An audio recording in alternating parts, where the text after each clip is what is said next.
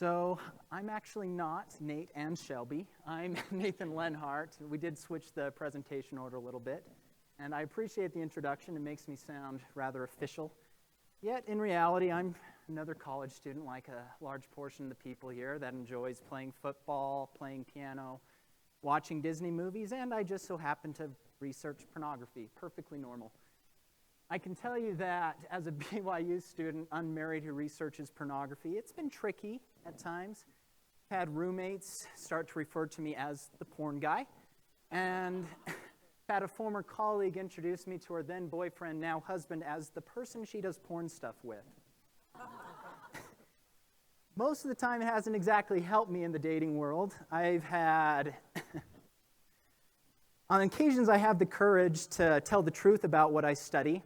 I've had responses vary. I'd say there's a growing number of people that are unfazed and can have a comfortable conversation around the topic. A small majority of people change the subject as quickly as possible and end the date with departing words such as "best of luck with your major and future family." Then there's a small subgroup of people that are close to my heart that I like to call the knee-jerkers.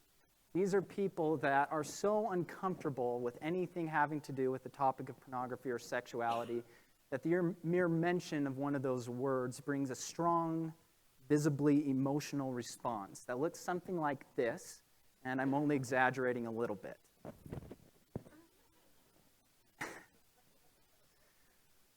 Now, to be clear, I only feel like I have the right to joke about this group a little bit because I sort of used to be one of them.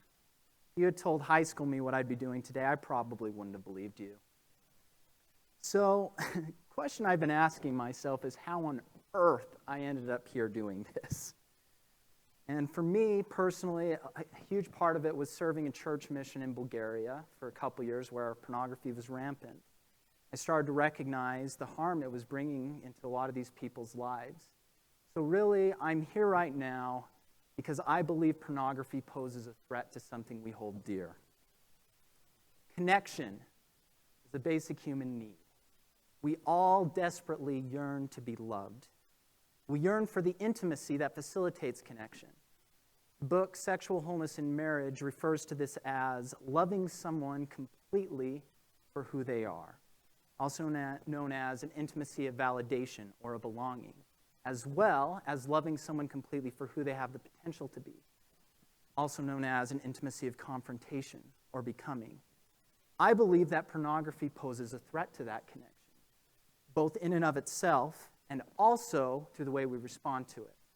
I'm going to briefly touch on the way in and of itself can harm connection, but we as a panel are going to spend the bulk of our time talking about the way in which we respond to it. Sexual objectification, or separating someone's sexuality from their identity, is one of the most prevalent themes in pornography. Objectification directly opposes the intimacy that facilitates connection. We cannot love someone completely for who they are and who they have the potential to become if we accept a message of sexuality without identity.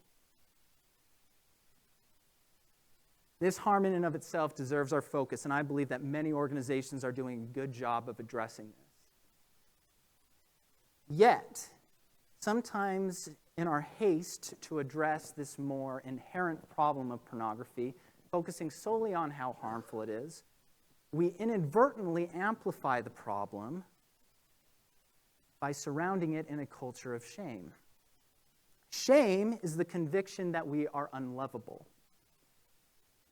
We create a culture of shame surrounding pornography by unintentionally conveying the message that those who struggle with pornography are unworthy of love, leading to fear and silence surrounding the issue. Simply, we can't love someone completely for who they are and who they have the potential to become if we believe that those who struggle with pornography are unlovable and incapable of overcoming the problem. So the main point that we hope people take from this today is that yes, pornography in and of itself can harm relationships. But don't give pornography more power over your relationship than it deserves. To talk about this, going to talk about some specific ways that this shaming culture is evident in the way we address pornography, with some things that my advisor, Brian Willoughby, likes to call toe-dipping disclosure and Sherlock syndrome. Toe-dipping disclosure is purposely withholding information about one's pornography use. So let's say that for the next 90 seconds, let's say Chrysalis and I are in a relationship, and if I wanted to, let's say I use pornography a few times a year. It's an inconsistent thing, but it's an ongoing problem. The time comes, Chrysalis and I, we've been dating for a while, considering maybe it's time to move forward, and she asks me what my experience is with pornography. I don't want to tell. There's a chance that she could leave and no longer be interested upon learning this information. So what do? Kind of stick my toe out a little bit and say something like, I used to have a problem. I saw it a few times growing up, but it's not really an issue anymore. Setting up a pattern of dishonest disclosure, which isn't fair to either of us. Inaccurate acknowledgement leads to inadequate addressment of the issue. Try saying that 10 times fast. Let's say that we move forward in the relationship without me telling her everything, the full extent of my use. We get married, and 5 years down the road, finds out that I've occasionally been using pornography this whole time. Just like that, destruction of trust. One of the clearest threats that pornography has to ending a relationship. And it all started with the fear and secrecy stemming from shame. I get it. It's not easy to disclose a problem with pornography. I have enough anxiety as it is telling people I research pornography. Courage will be required for authentic disclosure when the time is right. Now, to be clear, this doesn't get the person on the other end of the conversation off the hook. This brings us to Sherlock syndrome, which is basically when someone becomes a detective in trying to figure out whether a romantic partner struggles with pornography. It's more commonly seen among women, though it definitely can apply to both genders, where someone can have such intense anxiety surrounding the subject, and this is on the more extreme end, where you may have someone hypothetically asking about pornography use patterns on a first date, or even going into a first date. Now, I don't want to give absolutes. I have heard of a couple discussing pornography use patterns on a first date and it going well. Once. But as a general principle, this is something that I would advise against. Pornography should be an issue treated like any other issue in a relationship. It's a case-by-case basis, but as couples increase their emotional intimacy and commitment, the conversation surrounding pornography should emerge naturally as they become more comfortable sharing their hopes and fears. Can you imagine how it would be if we treated other inadequacies in the same way we sometimes treat pornography? Hey, would you like to go on a date? That depends. Do you have temper tantrums? Perhaps the most tragic thing that comes from the anxiety and fear surrounding a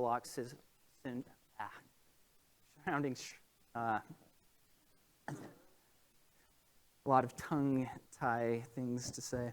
Sherlock syndrome is the automatic rejection of someone who authentically discloses a problem with pornography. Now, I'm not suggesting that people go ahead and move forward and within a relationship with anyone that struggles with pornography. Again, it's a case-by-case basis. However, I believe that one of the most important things to consider is the intent of that person's heart. Consider these two contrasting examples. If I come forward saying I have a pornography problem, yeah, I use pornography every once in a while, like maybe a few times this past year, but I'm not addicted or anything. I don't think it's that big of an issue. Contrast that with, yeah, I have a problem with pornography right now. Something that I've struggled with for a long time, several years since I was a little kid even. And I see right now just how much that this hurts you. I am so sorry something I'm bringing into this relationship. I want you to know that I'm determined to do everything I can to overcome this problem. Far too many, in that second example, are left to wage a war alone because their authentic disclosure is shamed and rejected.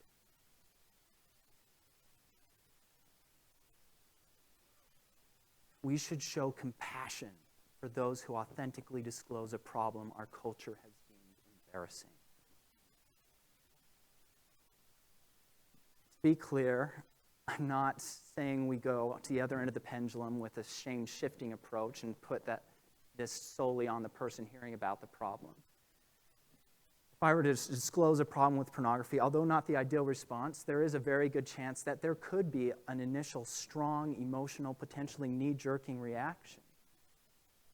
I'm definitely not going to go so far as to tell that person, don't feel that. Sometimes these deeper-rooted emotions are very difficult to control and can take a long time to work through that. I am suggesting that once people have had the chance to de-escalate and you're able to address the conversation, what happens there in that conversation will be critical in deciding what to do and potentially moving forward. Understanding and compassion are needed for both those disclosing a problem and those that are finding out about the problem as well. So in closing, yes, while pornography is a major threat to connection, the good news is that it goes the other way around. That connection is also one of the biggest antidotes to a problem with pornography. There are many reasons people become entrapped in a shaming culture of pornography. And for that reason, it becomes difficult to give all of the exact hows and whats of how to help someone overcome that problem. Yet, that's perhaps one of the most amazing things is that connection as an overarching theme does seem to touch upon the lives of just about everyone that is able to overcome these issues. The rest of our speakers will speak more to the specific whys, hows, and whats in addressing this issue. And as you listen to them, please remember that everyone is worthy of human connection. Thank you.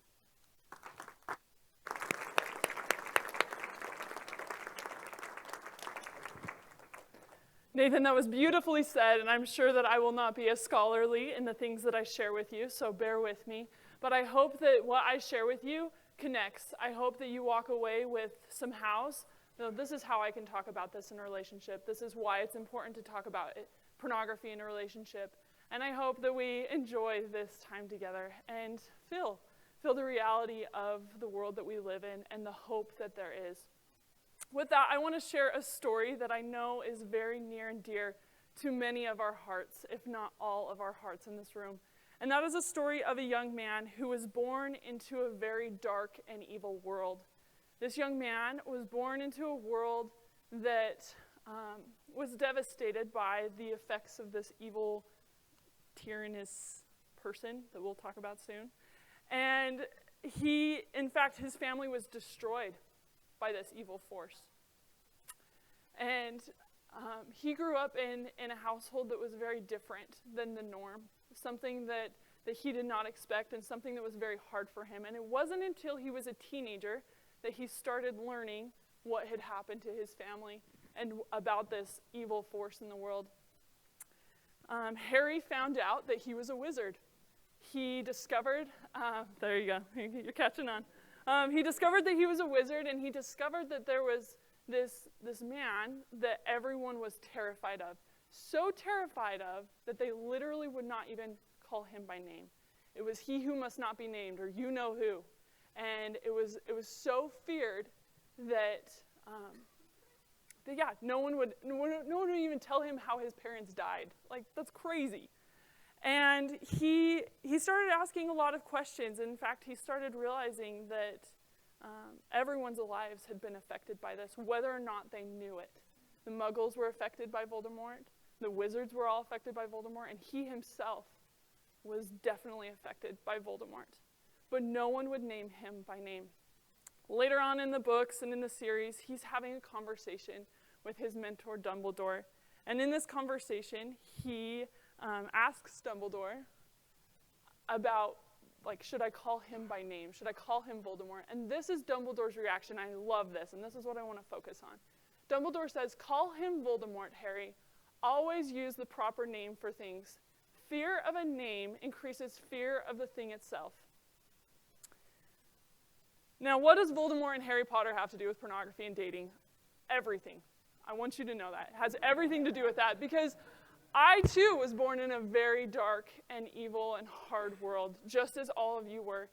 And it was something that was not always talked about, something that affected all of us at some level, and something that still affects us today, and especially affects our personal and especially those intimate personal relationships.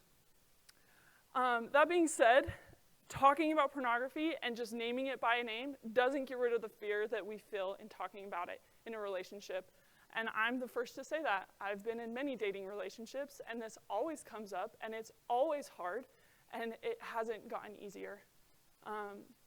And I feel like that's crazy, because I talk about this all the time. Like, this should become easy and natural, but it's not, because it is something that hits so close to home. It is something that is so important, and is something that, like Nathan talked about, is so integral in that connection factor. That being said, why should we talk about it? There are a couple reasons why we want to talk about this in a dating relationship especially. And I'm going to be focusing more on dating, because hashtag still single, and hashtag it's going to happen one day, hopefully. So feel free to pray for me. But I want to talk about why, because it would be way awesome to just like sweep it under the rug and never like pretend like it's not a factor. But the fact of the matter, it is a factor, and so let's talk about why we should talk about it. The first one, every healthy and good relationship is founded upon the principles of trust and communication. This trust and communication is built upon honesty. And if we avoid things and if we avoid hard topics, then we can't have trust and communication. That doesn't work. So that's reason number one, building relationships based on a foundation of trust and communication. Reason number two is vulnerability and connection. We're in relationships not just because it's fun, like 20-year-old Chrysalis thought she was dating just for fun. It was awesome. And don't get me wrong, it's all about having fun. But it's also to have this shared vulnerability, to really share and develop and grow a life together. People tell me that having someone to share your life with is worth it. I believe that. I'm still working on it. But I do believe that in order to share a life with someone, in order to create an incredible family and to create incredible life together, there needs to be vulnerability. There needs to be like, hey, I'm struggling here. This is where I'm weak. This is where I'm strong. And that open and honest, again, connection between each other. And the last one that I want to talk about as a reason why is this values and direction thing. Now, values and direction, we're dating, we're like kind of testing each other out, and whether it's the first or 17th date, you're still like on trial a little bit. No one's made a permanent decision here as to where we're going. And what you're trying to decide is, do our values align? Are we headed in the same direction? You're also seeking to find out, can I work with this? Can I work with this human? Can this homeboy and I really create the life that we want together? Or is this not going to work? And so deciding what really matters to you. Is pornography the deal breaker? I don't think it should be. I'm going to be honest. And I'm someone who has literally seen the devastation that comes from pornography. And I believe that pornography is not a deal breaker. What would be more of a deal breaker for me is an unwillingness and a lack of desire. That's a deal breaker. So in having this conversation, and why I want to have this conversation, is I want to find out what this person values, where they're headed, and where their heart is. That being said, how to talk about it. The why is great, and we all know it's important. Let's talk about it, but how? Because it's still terrifying. So I want to give you some realistic, real conversations that I've had that have worked for me in my dating relationships that you can use. And this can be applied in a dating relationship. This can also be applied in any kind of relationship, in a friendship, in like a parent-sibling, that was weird, parent-child, there we go, that's the word I was looking for. Parent-child, sibling, that's, nailed it, really good with English. This can be applied anywhere.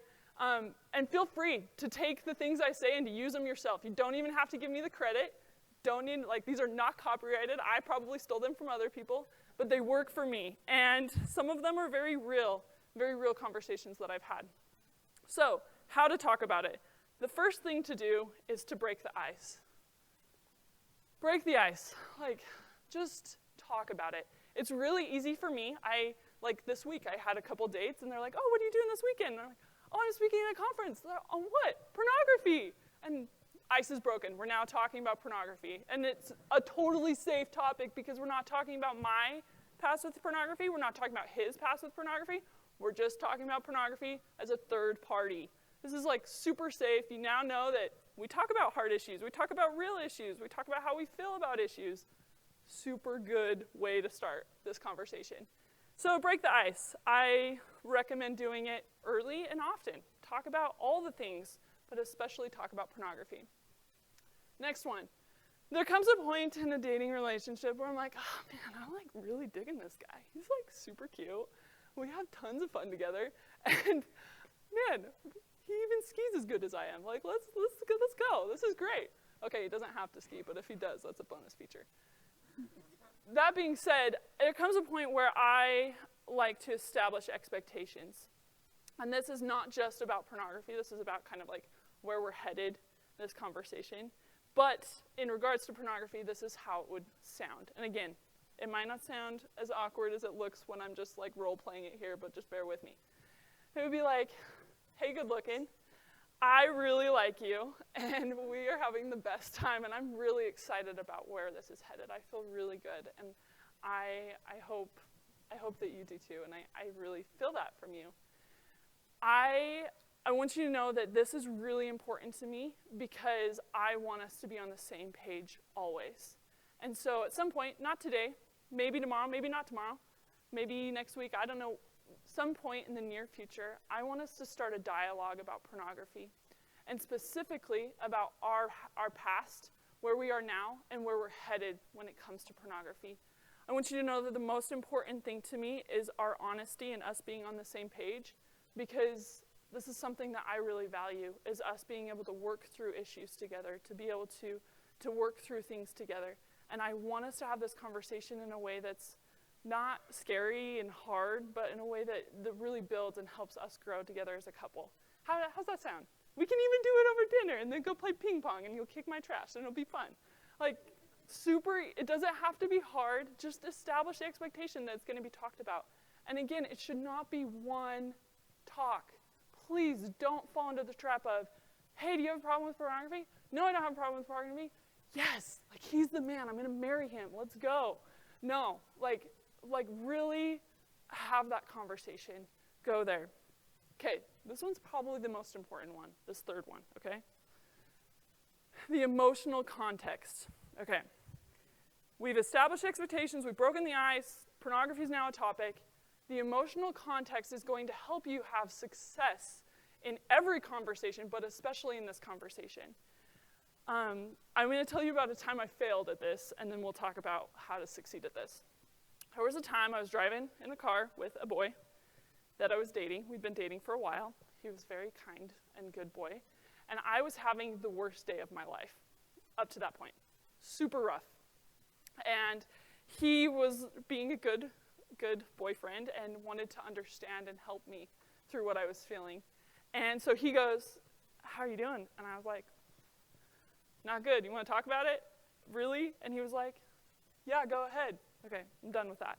He's like, yeah, go ahead. And I was like, so I tell him, and granted, I kind of hit him with some really hard and heavy information, and that probably affected him a lot, and more than I realized at the time. But again, I was really struggling and really in a hard place. And this is what he does. He reaches over, he has his hands on the steering wheel, and he goes like this, and puts his hand back on the steering wheel. And for the first time in my life, I was speechless. I did not know what just happened. I was like, can't you see I'm crying? Why is this happening? And so my response was, what was that? And he says, support punch. And I was like, he owned it. All right. So I was just floored, completely floored. And when I really needed a hug, I got a support punch instead. And that was because 5 weeks later, I figured this out after we'd broken up and things have not worked out. It was because I didn't understand what I needed and he didn't understand what I needed in that moment. And if I had just been like, hey, hon, I'm going to tell you this really hard thing. I just need you to hug me and to tell me it's going to be okay, even if you don't know if it's going to be okay. Just pretend and just hold me, okay? So this emotional context, how do we set this up? I think it's really important, no matter what side of the conversation you are on, it really doesn't matter, to understand that this is a hard conversation for both of you. We've all been affected by pornography. It's going to be hard and painful.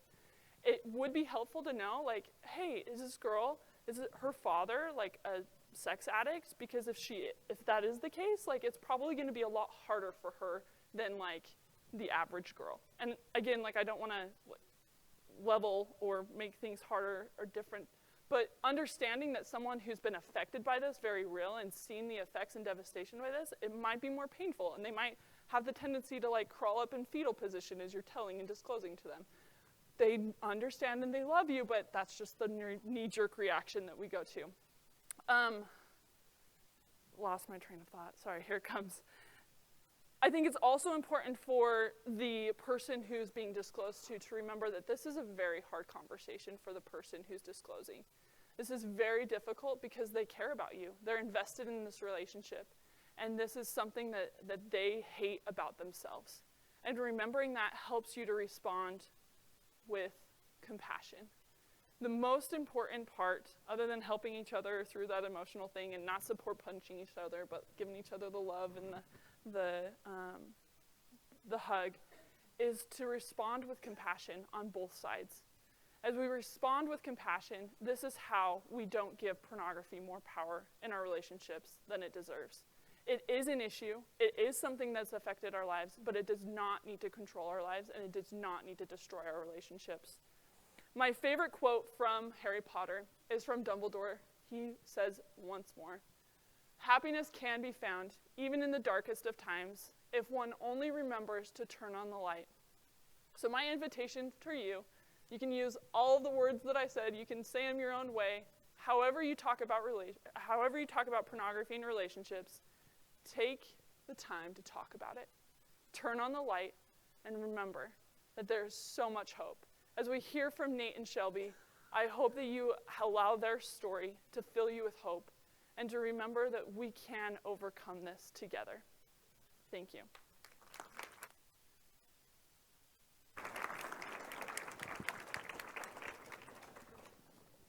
Okay, can you guys hear me? Yes, we can. We are so excited to talk to you today. Nate and I have been married for a little over 2 years, and we've had pornography problems in our relationship, and we're really excited to share our story with you guys. And as we're sharing, we want to fully acknowledge that our story is not yours. And so what we share, it comes from our heart, it comes from real experience, but we understand if what we share might not match up with what you expect, or might not match up with your experiences, and that's okay. But we do want to be authentic, we want to be real, and we want to share what this has meant for us. So I started looking at pornography when I was 13 years old,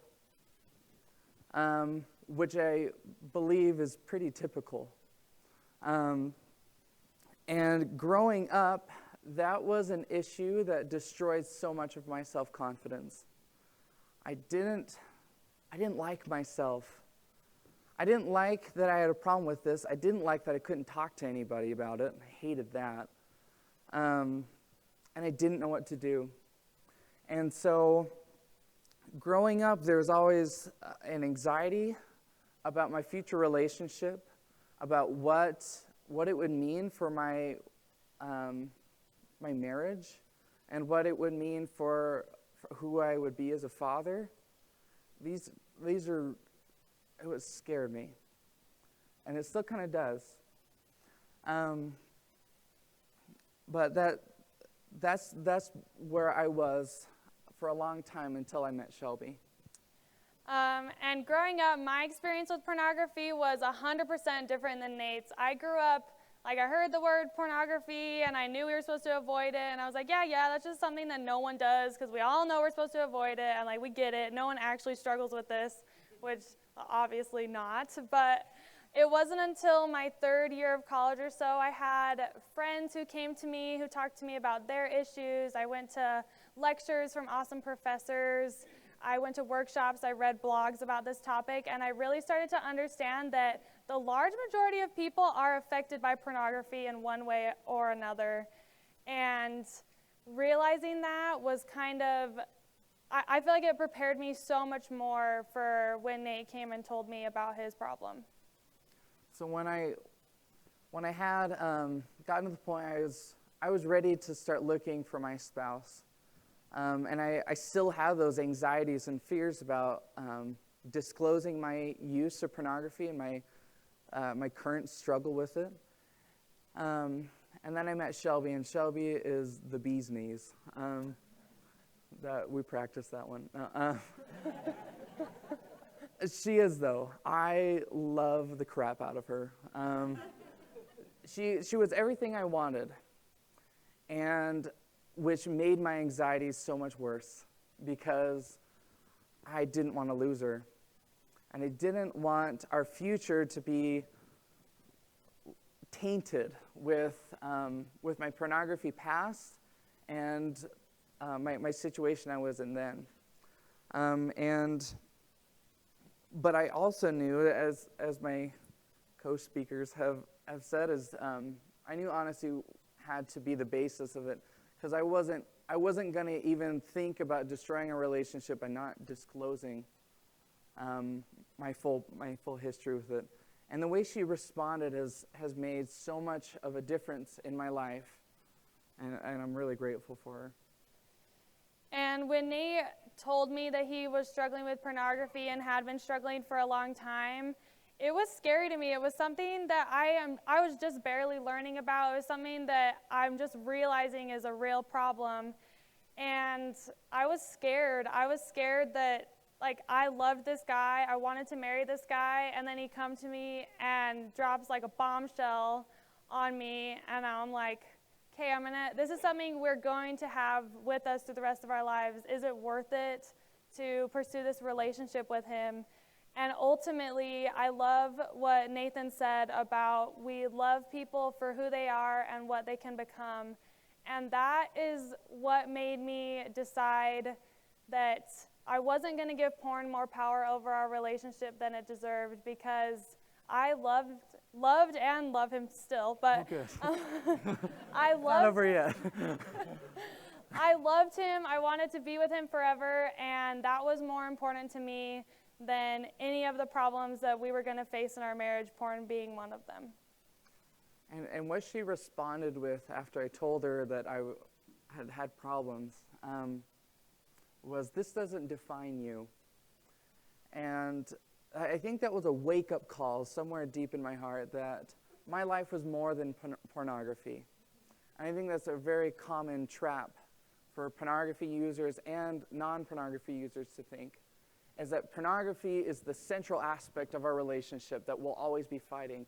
No, it's not. You have plenty of other things to fight about.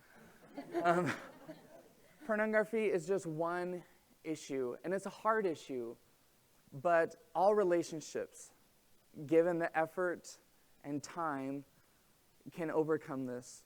And so as we continue to have these conversations about pornography, we are able to get into a place where I had long enough sobriety so we could get married, and that was so glorious. Good word, right? It was so awesome, but pornography didn't stop just because we got married. Mm-hmm. And when we were engaged and preparing to get married, I would hear people say, like, oh, don't expect this to go away when you get married. And I'm like, yeah, for you, like, it wouldn't go away. But for us, like, obviously it's going to go away because we're the special ones, which clearly was not the case. And so it was hard being married because I felt like, okay, well, now we're married, we're sexually active, so that should help, and we have this solid foundation of emotional safety that Nate hadn't had before. So all those things combined should be an automatic cure. And that was very, very wrong. And pornography is something we still struggle with in our relationship today. And there are good times and there are bad times. And we are so happy.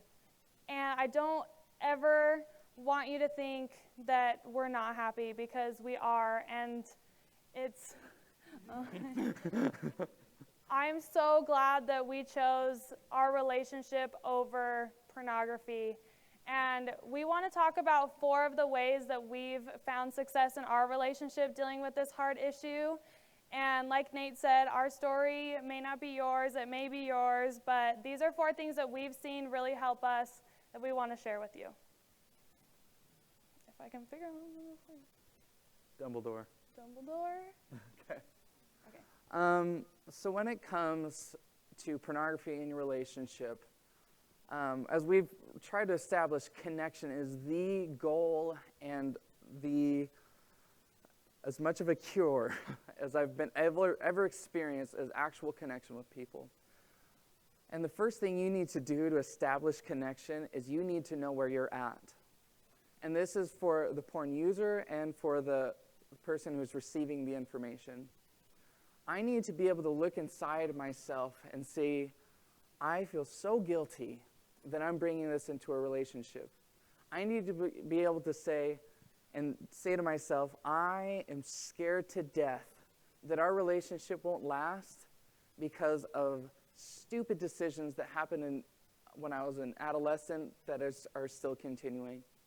I need to be able to say that I'm angry with myself, with society for how we've treated this, and I need to be able to express that and know that if I'm going to be able to create a real connection with my partner. Mm-hmm. And that goes for both of us. I think sometimes, at least in the past, I've felt that this is something he deals with and I can't have emotions about this. But the non-porn user in a relationship has so many emotions about it, and we can't discount that. And I need to be able to recognize, no, I feel really angry about this. I feel really upset. I feel sad. I feel disappointed. What do I feel? And that's the first step into being able to talk about it. So, shared vulnerability is our next principle we've seen work. So now that we've done personal introspection, we know what our feelings are, we can now share those with each other. And any topic that has to do with sex is tied to a lot of emotion, and pornography is really hard to talk about, but it's that goal of, like Chrysalis said, we want a relationship that you can be vulnerable in and have a connection in. And we do that by sharing our true feelings with our partner. And I want to emphasize Shelby's point. It is the hardest thing in a relationship to tell the other person you're feeling weak. But it's also the most necessary thing for a successful relationship. In order for you to share hard emotions, you have to know where you're at, and you have to have the kind of relationship developed by talking. But that shared vulnerability in combination with our other points is absolutely necessary for overcoming pornography in any relationship. Our next point is... I just want to say something before we move on. So we need to be able to come to each other with our true feelings. I need to be able to tell Nate, I feel betrayed when you look at porn because I feel like you're putting that over our marriage we've worked so hard to establish. Or I feel confused because I don't know why this is a problem. It's something I haven't experienced, so I feel confused. And Nate needs to be able to come to me with his feelings as well and both share. And that builds a foundation of safety in a relationship where I know that exactly how you're feeling about this, and I'm not, you still feel afraid, but it takes a little bit of fear out of it because You don't have to interpret every little thing that your spouse is doing. Okay, go ahead. You can introduce it now. Okay. So the next one is validation. So you know where you're at, you've shared where you're at, and this is where the real connection happens. Validation is when is acknowledging the other person's feelings, right? I can see how you would feel that way. You don't have to have the same experiences to share the same emotions. When Shelby says, I'm hurt, and I'm confused, and I'm angry, I know what those are like. Maybe in not the same way. I haven't gone through the same experiences, but I know what it's like to feel hurt. And I know what it's like to be angry because other people have let me down. Those are feelings I can relate to, and I need to express that to Shelby as, I see where you're coming from. It's really hard, and I would feel the same way. And it's been hard for me at times to empathize with Nate about this subject because pornography is something I personally haven't dealt with, and so it's hard for me to understand what that's like. And a lot of times, like Nate was talking about, we have to start with baby steps. Like, I've felt sad before too, not about the same thing, but I've felt sad.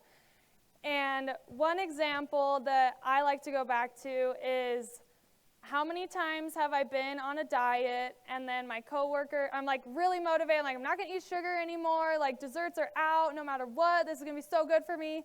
And then my coworker brings in a giant box of donuts to the office and I'm like, maple bars, like what? and then the rest of the day I'm like sitting in my cubicle like feeling gross and like, oh, I was gonna eat vegetables today. But Just maple bars. Just maple bars. And that, I know what it's like to have a physical appetite for a donut and give in and then feel bad about it. Obviously, that's a horrible analogy to like how porn really works and everything, but I think for me, it's helped me take baby steps to say, I know what it's like to regret making a bad decision based on my physical needs. And that has helped me kind of step into Nate's shoes a little bit and figure out how we can move forward together. So our fourth point is my favorite one.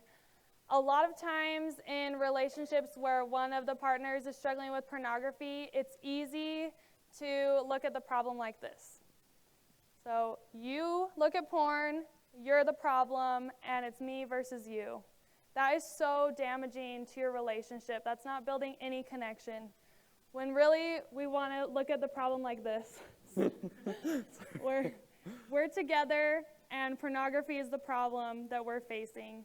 And that's not to say that Nate's struggles with pornography are ever my fault or ever my responsibility. It's always Nate's responsibility to make decisions for himself, and it's not on me. My responsibility and my thing that I can do to help is build a supportive relationship where we can both talk about the struggles we have because of pornography.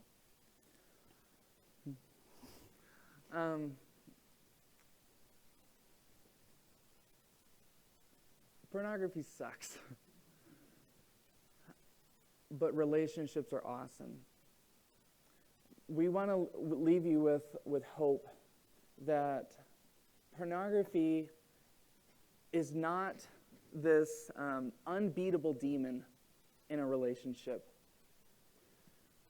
I know that it's a case-by-case basis, but at least for us in our store, we found that by establishing connection, we've been able to see past pornography, see past this big black you-know-who, and find real connection and love, and we're happy. I love this girl, and that's happened because we've been able to establish the kind of relationship where we can talk about hard things, and we know that that's possible. I believe is possible for every couple, and I know your experience might not match that, and that's okay.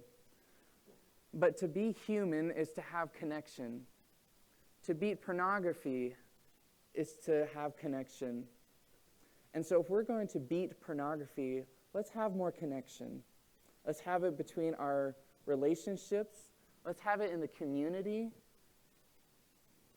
And I absolutely know that when we stand together against I know, it's so cute. When we stand together against pornography, we're already winning. And when we establish connection as our main goal, we're stronger than pornography is. Thank you.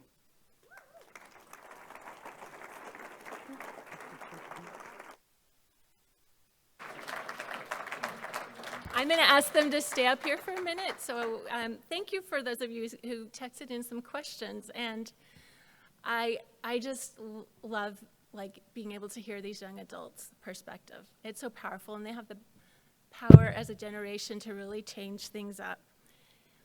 For those of you who are really interested in this subject of talking to someone you're dating about pornography, we have a free guide on the reach10.org website that you can download for more information.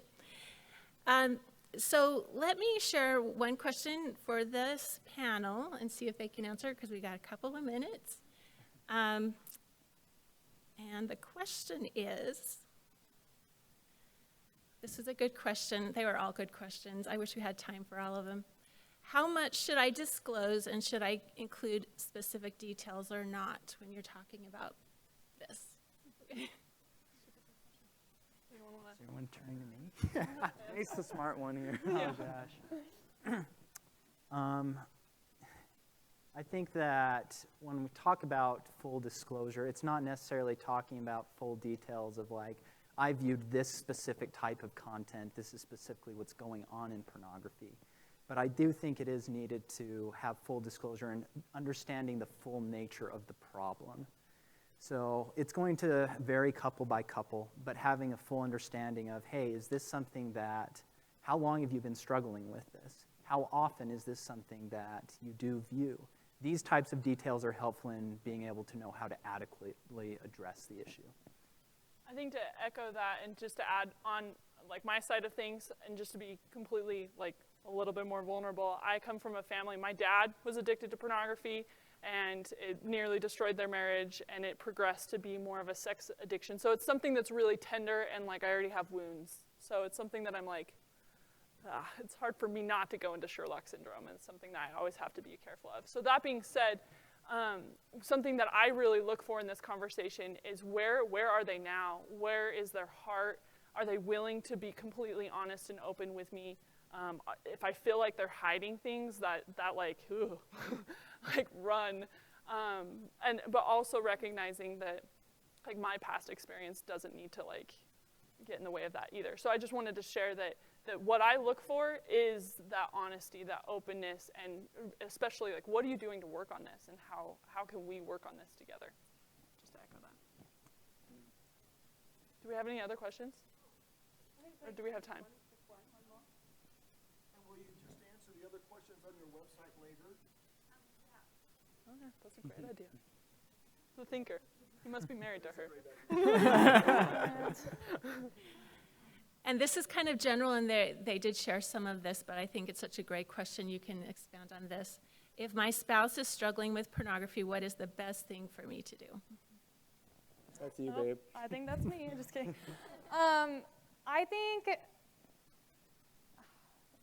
It's so different for everyone, but for me, what has helped me the most is talking about it with Nate, and that's not always the easiest thing, but it's what helps me the most. I think processing your feelings about it is so important, because for so long I felt like I couldn't have feelings about it. So I need to understand that I do feel angry, I do feel betrayed, I do feel sad, whatever it is.